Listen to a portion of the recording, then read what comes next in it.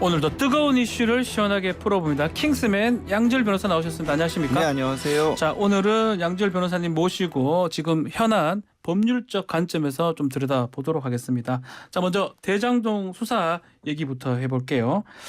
자, 대장동 핵심 인물인 남욱 변호사 석방이 됐네요. 21일 오늘 자정간 넘겨서 네. 석방이 됐고요. 딱 구속기간 만료 1년 때문에 구속기간 만료로 석방이 된 겁니다. 재판이 이제 주로 대장동 관련해서 민간 사업자들이 수익을 부당하게 가져간 거 아니냐라는 배임 혐의로 재판을 받고 있었거든요. 그렇죠. 근데 이제 말씀드린 것처럼 1년이라는 구속기간이 다 끝날 때까지 재판에서 이 부분이 완벽하게 입증이 안 되고 있는 상황이었어요. 근데 아시겠지만 한 달 전 갑자기 입장을 좀 바꿔서 네. 본인이 뭔가 불법적인 이익을 본 것처럼 그렇게 입장을 좀 바꿨고, 특히 그 과정에서 이제 이재명 당시 성남시장 쪽에 상당히 많은 어떻게 보면은 뭐 뇌물을 제공을 했다거나 그 대가로 정보를 뺐다거나 이런 식의 어떤 진술을 좀 해왔거든요. 네. 진술을 했고, 그것도 이제 유동규 전 본부장과 같이 마찬가지로 태도를 취했고, 그래서 기자들이 많이 갔습니다. 오늘 자정이지만 거기에 대해서 여러 가지 질문을 했지만 뭐 특별히 현장에서 대답을 하진 않았다라고 합니다. 결과론적으로 이재명 대표 측근들은 뭐 싹 다 구속이 지금 되는 네. 상황이고, 이른바 대장동 일당은 네. 다 석방이 되는 것 같아요. 김만배 씨도 곧 석방된다고. 김만배 씨 같은 경우는 24일 날, 네. 그건 뭐 특별한 날짜가 달라진 게 3일 동안 사실 이제 모친상 때문에 구속 집행이 정지됐었죠. 그렇죠. 3일 빠졌던 시간 그 때문에. 3일 채우고 나오는 거기 때문에 같은 시기에 석방이 사실상 된다라고 예. 보면 됩니다. 그렇죠. 1년이 지났으니까 네. 석방이 되는데 결국 많은 분들이 의혹을 가질 것 같아요. 50억 클럽 수사는 다 어디 가고 이 대장동 수사 자체가 이재명 대표 수사로 바뀌었네 이렇게 생각할 것 같아요. 그러니까 사실 뭐 좀 50억 클럽 이전에 보면 지금 이제 어제 이제 구속이 된, 어제는 아니죠. 네. 금요일 구속이 된 네. 정의상 실장이라든가 김용부 원장들이 받고 있는 것 중에서 가장 큰 부분이 700억 원 가량의 수익을 받기로 했다 해서 부정처사 후 수뢰주, 사실 그렇죠. 이제 돈을 받기로 했다는 거거든요. 약속한 것도 뭐 뇌물자 되는 예, 거니까요. 약속한 것도 뇌물죄가 안 되는 거 아닌데 맞긴 맞아요. 네. 근데 문제는 뭐냐면 지금 이제 마침 이제 50억 클럽 물어보시니까 네.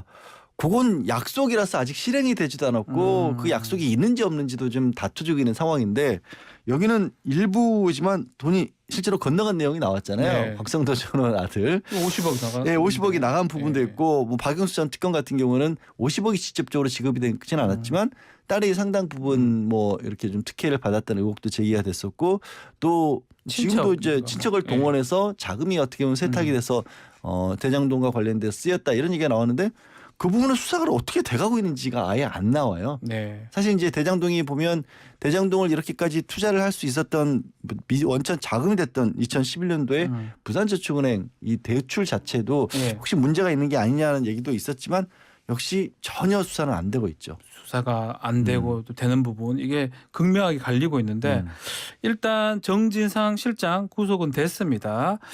이 뭐 구속이라는 게 뭐 유무죄가 아니고 신병 확보를 하겠다, 구속 수사를 하겠다 이렇게 봐야 되는데, 앞서 정진상 실장 체포영장 기각된 바가 네. 있잖아요. 구속영장하고 체포영장 뭔가 차이가 있었을까요? 그러니까 체포영장 자체는 체포해도 48시간밖에는 시간이 주어지지 않지 않습니까? 그렇기 때문에 그 영장이, 사실 영장 애초에 신청을 했을 때가 저는 오히려 의아했어요. 요즘 누군가 신병이 확보가 안 되는 사람도 아니고 소환조사에 다 응하고 있는데 체포영장을 청구하는 경우가 없잖아요. 그렇죠. 근데 느닷없이 왜 체포영장을 청구했을까 좀 의아했는데, 그거는 기각이 되는데, 구속영장 같은 경우에는 지금 현재 뭐 좀 전에 말씀드린 것처럼 부정처사 후 수뢰죄도 있고, 개인적으로 또한 1억 4천만 원 가량을 유동규 전 본부장으로 받았다라고 해서 이건 특가법상의 뇌물도 되고 있고요.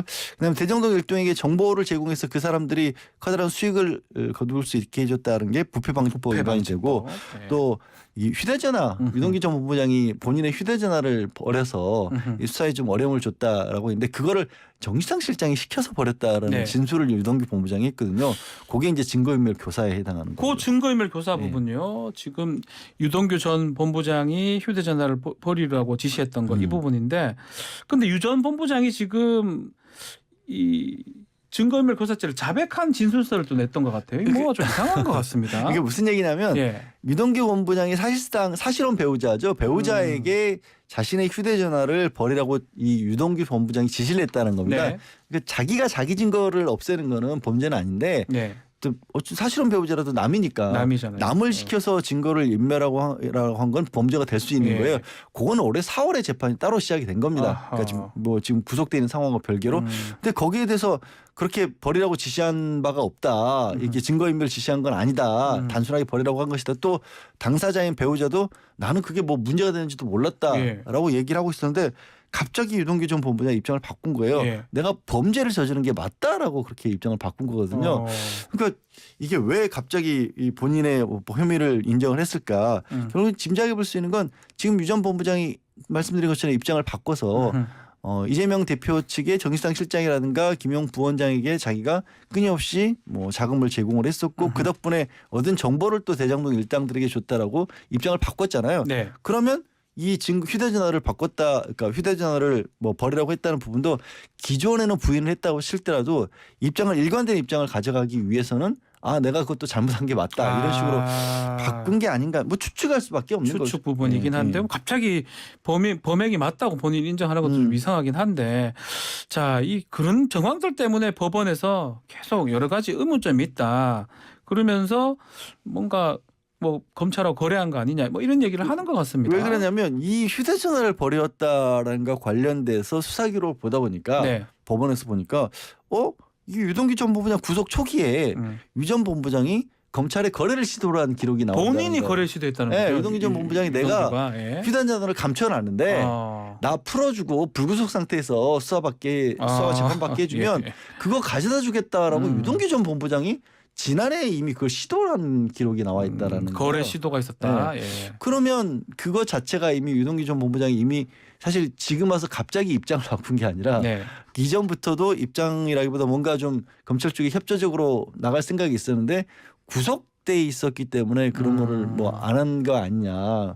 그러다가 이제 원래대로 애초에 했던 것처럼 다시 한번 또 거래 시도한 게 아니냐라는 의혹은 제기될 수가 있는 기록이 나온 거죠. 그건 이제 법원이 본 거죠, 그게 법원이. 판사가 지적한 거예요. 판사가 지적한 거죠. 부장판사가 재판하다 보니까 당신 왜 이런 계속 거래하느냐. 이런 얘기를 한 거야라고 이렇게 의문을 표한 겁니다. 그러면 유동규 전 본부장 진술이 많이 오염됐을 가능성도 있는 거 아닙니까? 그러니까 지금 뭐 요거는 그 증거인멸 부분과 관련된 네. 부분이긴 하지만 왜 갑작스럽게 입장을 바꿨는지 이런 부분은 아마 앞으로 재판 과정에서 좀 다퉈질 거예요. 네. 그리고 이게 중요한 게 뭐냐면 정의상 실장이라는 김용 부원장이 구속이 됐지만 유동규 전 본부장을 포함해서 유동규, 나무, 그다음에 뭐 김만배 대주주는 조금 입장이 달리하는 부분이 네. 있습니다. 근데 어쨌든 유동규 전 본부장을 통해서 정의상이나 김용에게 돈을 줬다라고 주장하는 쪽에 그 사람들끼리는 내용이 맞아요.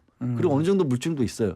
근데 유동규 본부장에서 정진상이나 김용에게 돈이 갔다라는 부분은 입증된 게 하나도 없어요. 지금도. 증거가 없다는 거죠. 지금도 유동규 예. 전 본부장의 말밖에 없고 그렇죠. 심지어 정진상 실장에 대한 영장에도 이건 좀 특이한 사례긴 한데 되게 이제 범죄가 되려고 한다면 몇 날 며칠에 어디서 어떤 행동을 갖다가 좀 자세하게 나와야 되는 게 시간, 범죄. 장소, 방법이 구체적으로 기재가 예. 되게 되겠죠. 거기 이제 기본이잖아요. 네. 근데 이번에는 그게 하나도 안 됐어요. 그냥 막연하게 뭐 예를 들어서 지금 뭐 11월경 네. 뭐 자택에서 뭐 직장에서 이런 식으로 되게 막연하게 돼 있어서 네. 그럼 그 막연한 거에 나머지 부분에 대해서 채워줄 수 있는 사람은 결국 유동규 전 부장의 유동규인데. 말밖에 없는데 그 유동규 전 부장의 말을 믿어야 될까라는 부분이 이제 논란이 되고 있는 거죠 벌써. 그렇죠. 그 부분입니다. 특히 뇌물죄 관련해서 압수수색 영장에 보면 유동규가 정진상 실장 주거지 앞에서 엘리베이터 설치되어 있는 CCTV에 녹화되지 않기 위해 계단을 이용해서 5층까지 이동했다. 이런 내용들이 이제 적시되어 있는데 이게 뭐 뇌물죄 핵심 뭐 정황으로 좀 보이는데 민주당의 이 대책위 입장에서는 이게 거짓이다. 이렇게 반박을 하고 있어요. 그러니까 우리 요즘 웬만한 뭐 주거지 엘리베이터에는 CCTV 있는 건 당연하죠. 그래서 요 말만 듣고 보면 그럼 CCTV 피하려고 숨어서 싹 올라갔다 이 게 말인데요. 맞다라고 네. 생각할 수 있는데 문제는 그 아파트 입구에도 CCTV가 있다라는 또 거예요. 있다는 거예요, CCTV. 그러면 이게 되게 이상해지는 게 사람이 들어간 건 찍혔는데 엘리베이터를 안 타고 한동안 있다가 나오면 그럼 오히려 그게 더 수상하게 보일 수도 있는 거잖아요. 그렇죠. 그러니까 이게 말이 안 되지 않느냐 민주당에서는. 그리고 이게 주차장에도 CCTV가 설치돼 있기 때문에 이 CCTV를 피해서 뭔가를 전달할 수 있는 구조는 어차피 아니었다라는 얘기가 있었고 그래서 이번에는 정의상 실장 같은 경우에는 네. 김용 부원장 때는 검찰이 어떤 내용들을 가지고 이 범죄 의혹을 가지고 있는지가 알려지지가 않았어요. 네. 근데 정진상 실장은 이런 부분들을 이제 본인에 대한 영장 실질 심사 과정에서 굉장히 많이 다퉜거든요. 네. 8시간 가까이를 다퉜기 때문에 그래서 구속이 안 될 수도 있다라는 얘기도 있었는데 알려진 거 말고 새로운 얘기들이 또 있었다라는 거죠. 아하. 검찰에서. 근데 그것도 일단 정진상 실장 측에서 보기에는 뭐 한 사람의 진술에 의존한 거기 때문에 네. 뭐 구속 적부심을 청구할 가능성도 있다라는 얘기도 지금 나오고 있어서 어쨌든 굉장히 치열하게 다투는 것으로 실제로 보입니다. 영장 실질심문이 8시간 정도면 상당히 네. 꽤 오래 한 거죠. 굉장히 오래 한 드문 거죠, 경우죠. 그죠? 영장 심사 왜냐하면 언론에 보도된 범죄들이 다 지금 거의 나와 있는데 그거를 가지고 예. 서로 검찰도 100페이지가 넘는 PPT 자료를 준비를 했고 예. 정진상 실장 측도 이미 자료를 그만큼 아하. 가져간 거예요. 근데 정진상 실장이 말씀드린 것처럼 알려진 거 말고 또 새로운 또 걸 나오고 다른 있었는데 거. 그것도 반박할 수 있다라고 지금 나오고 그 있는 거죠. 부분 때문에 뭐 영장이 발부됐을 가능성도 있을 것이라고 네. 양 변호사는 보시는 네. 거네요. 알겠습니다. 앞으로 수사를 할 수 있는 거 구속 기간은 최대 20일입니다. 그래서 다음 달 초에는 뭐 기소가 될 수도 있을 것 같은데 정치적 공동체 얘기가 계속 나오고 있어요. 저는 이 부분이 되게 좀 이걸 어떻게 해석을 해야 될지 모르겠어요. 네. 왜냐하면 정치 공동체라는 게 우리 법률 용어가 있는 것도 아니고 처음 들어봅니다. 저는. 네. 그동안에 저희가 뭐 사건에 있어서 이런 말이 나온 적도 없었잖아요. 경제 공동체는 이제 박근혜 전 대통령 때, 전 대통령 때 예. 수사 때 나왔었고, 근데 정치 공동체 거기에 유출을 해볼 수 있는 건 이제 검찰에서 설명은 그런 겁니다. 정진상, 김용이랑 워낙 가까운 사람들이 사이였기 때문에 네. 그래서 뭐 그리고 정진상이나 김용이라고 하는 사람들이 뭔가 영향력을 끼치려고 해도 뒤에 실제로 힘이 있는 이재명이 없었으면 이게 불가능한 거 아니냐라는 의미에서 쓴 것뿐이다라고 네. 검찰은 얘기를 하고 있지만 실제로 어떤 생각이 드냐면 혹시 이렇게 묶어버리면 정진상이 됐든 김용이 됐든 누군가 한 사람에 대해서만 좀 밝혀지면 다 세 사람을 다 묶을 수 있는 거 아니냐. 혹시 이런 의도를 의도로? 가진 거 아니냐. 네. 이건 뭐 그 지금 전례가 없으니까 저도 그냥 해석이 그렇게 될 수도 있다라는 겁니다. 그래서 결국 이재명을 겨냥하기 위해서 이런 표현을 쓴 거다라고 볼 수밖에 없는 거죠. 알겠습니다. 자, 수사 관련 사항 지켜보기로 하고요. 자, 이태원 참사 관련해서 또 수사 얘기도 좀 해보겠습니다. 이 경찰 특수수사본부가 참사 희생자들의 개인정보까지 들여다보려 했던 거 이게 확인이 됐네요. 그러게요. 이게 일단 영장을 이제 검찰에 신청을 해서 네. 검찰에서 청구를 하는 거기 때문에 그 내용이 알려진 건데요. 말씀하신 것처럼 희생자들 교통카드, 신용카드 이 내역을 들여다보겠다고 압수수색 영장을 신청을 한 겁니다. 158분 전체를 대상으로 모든 했던 분에 겁니다. 대해서요. 그러니까 이게 이유는 그렇게 보여요. 이게 교통카드를 들여다보면 어디서 출발해서 이태원역에 어디에 왔었고 그분들이 몇 명이나 이태원역에 가까운 시간대에 내렸는지 정도는 알 수가 있겠죠. 네.